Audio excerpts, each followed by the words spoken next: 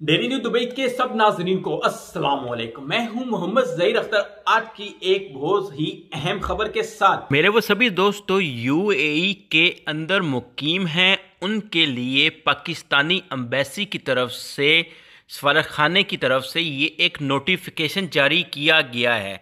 बहुत ज़्यादा अहम नोटिफिकेशन है, गौर से सुनिएगा कि ये नया नोटिफिकेशन क्या जारी किया गया है। आप सब जो ओवरसीज़ पाकिस्तानी हैं स्पेशली सब उनके लिए आप सब प्यारे दोस्तों को बताता जाऊं कि अगर आपने एमरजेंसी में अपना पासपोर्ट बनवाना है, आपका पासपोर्ट गुम हो चुका है और आपको बहुत एमरजेंसी है पाकिस्तान जाने के लिए, उस टाइम आप पाकिस्तान की एम्बेसी में जा सकते हैं और या पढ़ भी सकते हैं।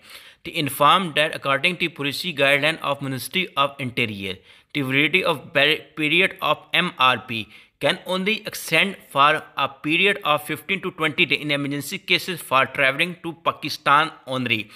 यानी कि MRP क्या है?